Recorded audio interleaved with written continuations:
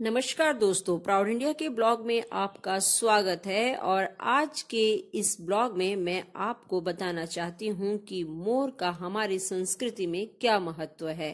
तो चलिए जानते हैं। हिंदुओं में कृष्ण भगवान भी मोर से संबंधित हैं। एक कथा के अनुसार एक बार जब कृष्ण भगवान ने अपनी बांसुरी बजाई तो सब मोर नाचने लगे। फिर मोरों की राजा ने कृष्ण को धन्यवाद देते हुए मांग की कि वो उनका एक पंख सदैव पहन के रखें। इसलिए कृष्ण भगवान की सभी कृतियों तथा चित्रों में वे अपने सिर पर एक मोर का पंख जरूर पहने होते हैं। इस्लाम में भी मोर के पंखों को जन्नत से संबंधित किया जाता है। कई लोग पवित्र कुरान में मोर के पंख और गुलाब की पंखुड़ियाँ रखते हैं। बहुत से घरों में लोग आज भी मोर के पंख रखते हैं। मान्यता यह है कि यह पंख घर वालों के जीवन में सौभाग्य और समृद्धि की बौछार करता है। कुछ लोग यह भी मानते हैं कि मोर के पंख रखने से घर में कोई कीड़े मकोड़े नहीं आएंगे। तो दोस्तों, क्या अब आप ये नहीं जानना चाहते कि मोर हमारा राष्ट्रीय पक्षी कैसे बना? तो चलिए जानते हैं कि मोर ही क्यों हमारा राष्ट्रीय पक्षी बना। तो दोस्तों, क्या आप दिलचस्प जानकारी नहीं जानना चाहते कि आखिर क्यों मोर ही हमारा राष्ट्रीय पक्षी घोषित हुआ? तो चलिए मैं आपको इसके बारे में कुछ थोड़ी सी जानकारी देती हूँ। तो दोस्तों, हर देश के अपने कुछ राष्ट्रीय प्रतीक होते हैं जो कि उस देश की छवि और गरिमा को दर्शाते हैं। भारत में भी कई राष्ट्रीय प्रतीक हैं और हर किसी का अपना महत्व भी है। जैसे कि राष्ट्रीय पशु बाघ है और यह देश की समृद्ध वन्य जीवन को दर्शाता है। साथ ही हर राष्ट्रीय प्रतीक को चुनने के पीछे कई कारण होते हैं। तो चलिए जानते हैं राष्ट्रीय पक्षी मोर के बारे में कुछ दिलचस्प जानकारी।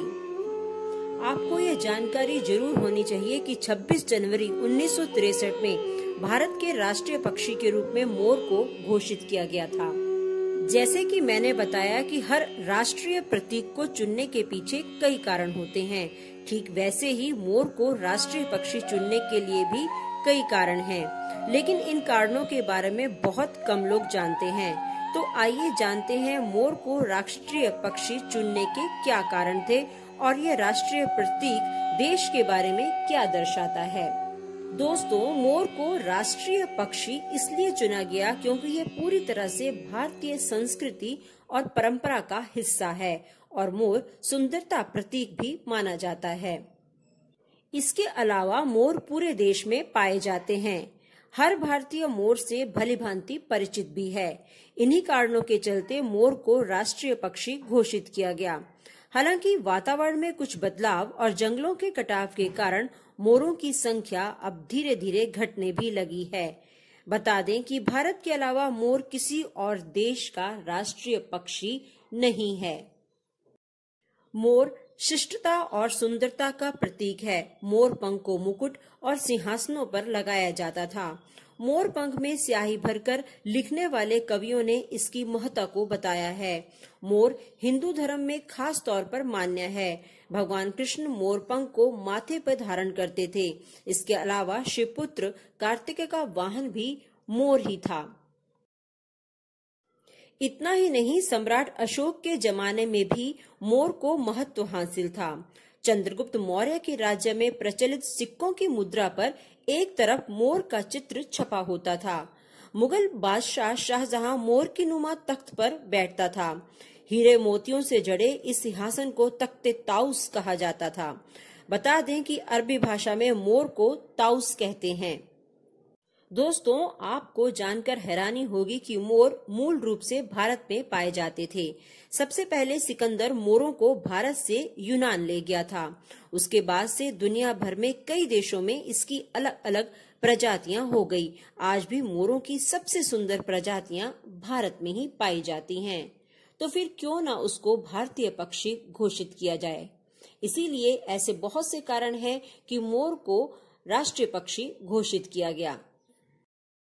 दोस्तों, आपको ये जानना भी जरूरी है कि हर राष्ट्रीय पक्षी के हित में कानून भी बनते हैं। बता दें कि हर राष्ट्रीय प्रतीक की सुरक्षा के लिए कई कानून बनाए जाते हैं ताकि किसी भी राष्ट्रीय प्रतीक को कोई ठेस या हानि न पहुंचे। ठीक उसी प्रकार मोर की सुरक्षा के लिए भी कुछ सख्त नियम बनाए गए हैं। मोर की हत्या या शिकार करना कानूनी अपराध है। अगर कोई व्यक्ति ऐसा करता है तो उसको सजा दी जाएगी। बता दें कि कानून के तहत अगर कोई व्यक्ति मोर की हत्या कर देता है तो उसको कम से कम 7 साल की जेल हो सकती है। इसके अलावा मोर को पालने पर भी कड़ी सख्ताई और पाबंदी है। कोई भी व्यक्ति मोर को अपने घर में नहीं पाल सकता है। दोस्तों, क्या आपको मालूम है कि मोर के पंख कितने लंबे होते हैं? तो चलिए मैं आपको बताती हूँ। मोर के पंख 5-6 फीट तक लंबे हो सकते हैं। उन पर आंखों के आकार के समान डिजाइन होते हैं जो अक्सर नीले, लाल और सुनहरे रंगों में पाए जाते हैं। इन पंखों के इतने लंबे होने के बावजूद मोर थोड़ी दूर तक उड़ सकते हैं। रात के समय वे अक्सर पेड़ों पर पाए जाते हैं और अपने खतरे के समय में यह रुचिर पंख उनके बहुत काम आते हैं। तो दोस्तों, आपको मैंने मोर के बारे में जो जानकारी दी आपको कैसी लगी? जाहिर सी बात है, अपने राष्ट्रीय पक्षी के बारे में आपको जितनी भी जानकारी प्राप्त हुई होगी अच्छी ही लगी होगी। और अगर अच्छी लगी है तो मेरे इस वीडियो को ज्यादा से ज्यादा शेयर और लाइक कीजिएगा।